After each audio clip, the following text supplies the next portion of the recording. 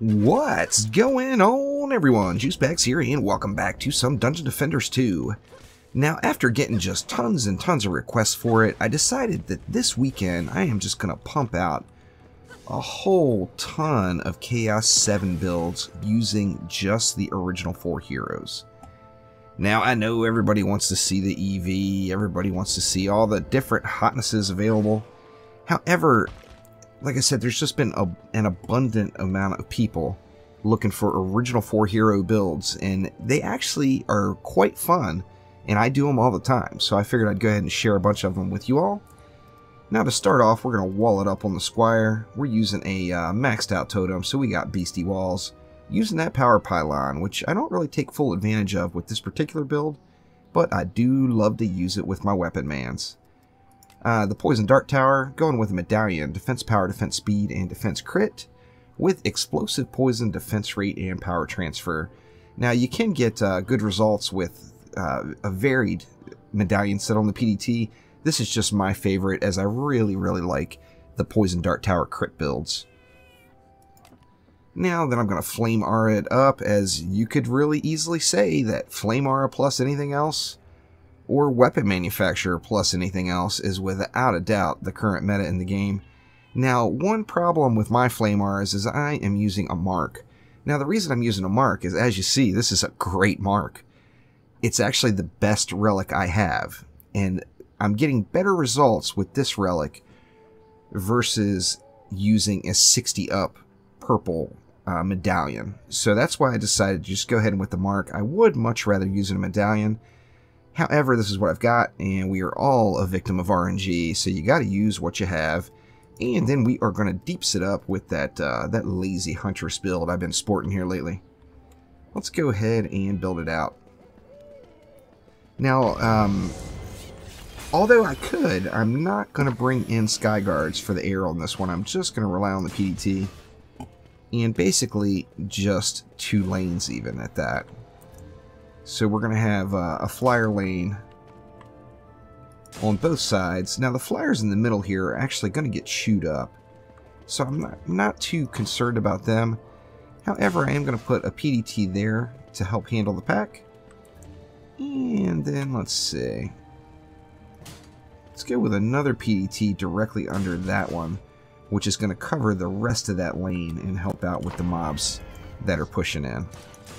Now, there's an important thing to note about using Poison Dart Towers in Chaos 7, or any projectile tower for that matter, and that is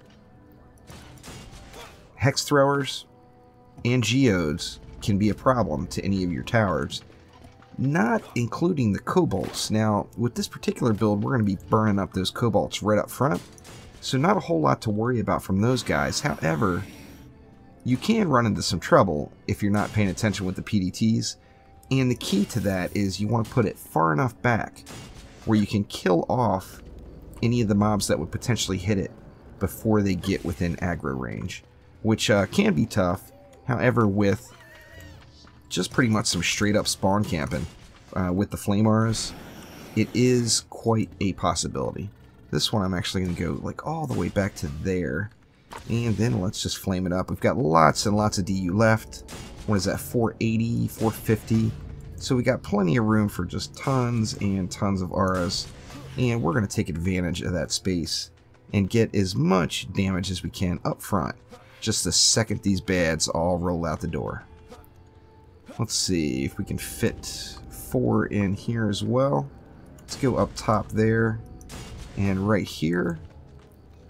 And then we'll say go right there.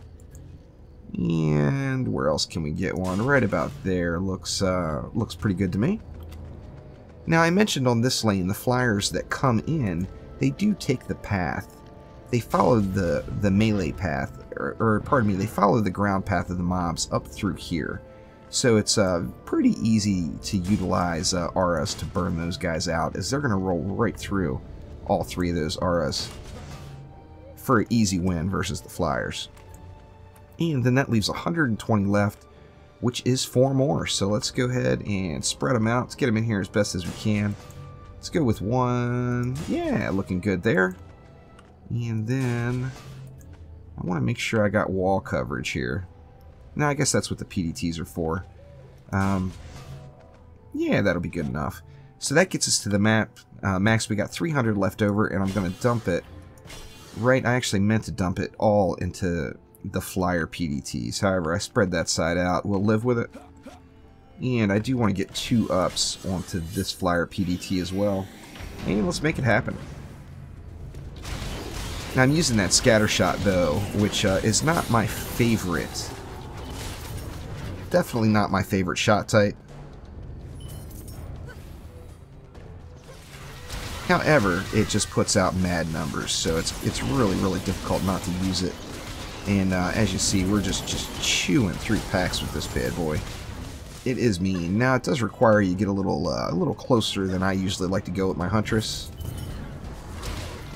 However, you definitely reap the rewards when you just finally go on and get up in there. Everything's actually dying pretty quick to those flame auras. Now, when you first hit Chaos 7, you can still use this build, but obviously you're going to have more mobs that are making it to your walls, so you're going to want to pay attention to keeping your walls repaired, plus throwing upgrades in them throughout the waves. Ideally, you don't repair your walls at all, and then you upgrade them like once or twice throughout the course of the run.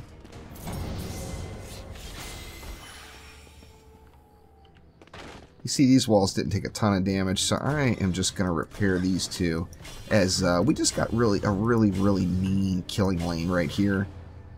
So with those 4 auras all lined up perfect, and that PDT just wrecking into them, nothing really stands a chance right there. Now, this wall can take some damage, so I'm going to go ahead and throw an up on it. And then we'll get these auras all squared away here. And you know what? Let's go ahead and hit that PDT too. Now, while I'm over here, first thing I want to do is upgrade that flyer PDT to 2. And then this wall right here does take a little bit of damage as well. So let's get all these auras upgraded, and we'll upgrade that poison dart tower as well. In fact, let's just go ahead and slap 2 of them on that bad boy. And from here, you can basically just let the map run. You know, don't bother upgrading during breaks. Just let the map run and do it as it's going. As once you get a couple of upgrades in, everything is pretty darn squared away, even with the lower gear. Now, this was one of the very first builds I used in Chaos 7, was PDTs and Flame Auras. I used them quite often for like the first 2 or 3 days I was there. And I actually, the first time I did it with, I had Chaos 6 walls, but I had Chaos 5 relics on all my defensive relics. Now, that did mean my walls just really got beat on. But, you know, I was actually able to get wins really quickly with that setup. Now, the 600 Ascension or so that I went into Chaos 7 with certainly didn't hurt any. You know what? I am just going to go ahead and throw an upgrade on both of these guys. I think that gets them to, what, 7.5? Yeah, 7.8. Not too shabby at all. And then just going to go ahead and get Wave 3 running here. Now, you do have Assassins to deal with, so make sure you're not running up on your towers or on any of your objectives while you've got an Assassin riding your back, because that's just going to lead to no fun at all. And just spread some of these upgrades around here. Did these get up? Yeah, they both did. So let me hit that one too, and then I'll move along. Now, this lane can push. Now, with that PDT and those auras, nothing really does too terrible damage here. But when I was coming up through the ranks until I got geared up, this wall in this build definitely took the most damage. So you're going to want to make sure that you...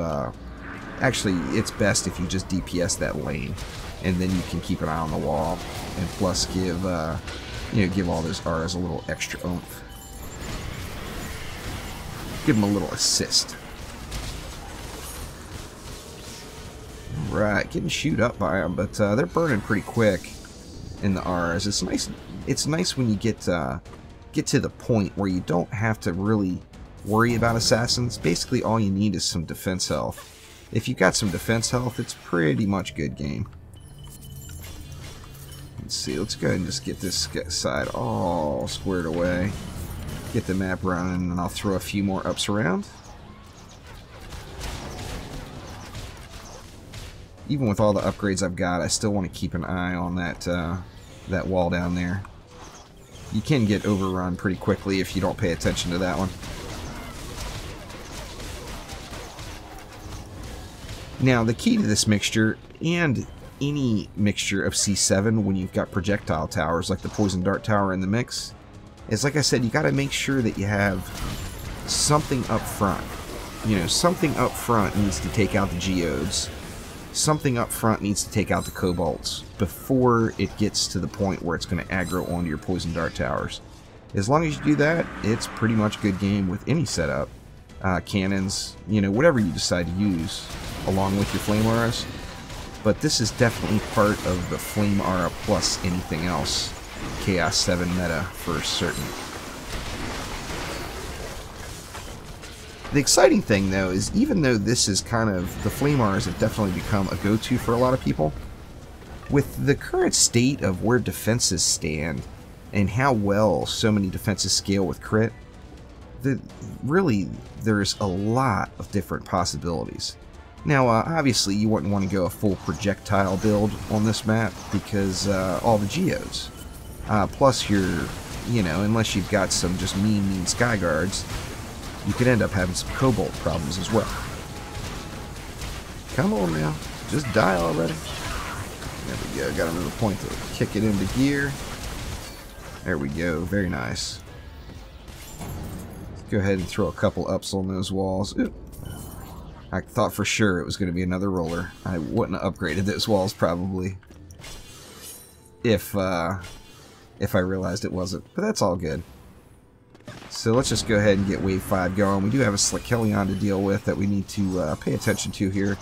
He is not quite at that wall yet, though, so I'm not overly concerned about that guy. Now, you did see that Hex Thrower back there shooting from directly outside of that entrance.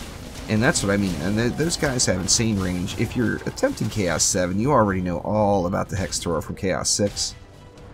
And although there's not near as many as there is in Chaos 6, they do sneak out there on you. There's no doubt about that.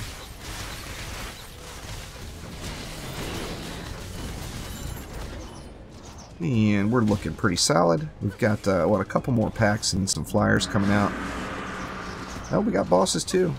Let's go ahead and ogre it up. Oh! I'm not even sure what that was. I think that may have been a kobold. I'm not positive there. But it looks like everything is going to die. Oh yeah, and I'm just going to run down here with the assassin as there's less for me to worry about running into, since I know there's just a few bads left. We've got some assassins and some other flyers rolling in. I'm just going to bring the assassins right here where they're just going to get nuked. Nuked indeed. And there we go. That is build number 1 of the OG Hero Weekend. So doing, like I said, going to put out a whole bunch of builds of various maps using the original 4 heroes only. But that will do it for now. So thank you for watching, and I will see you next time.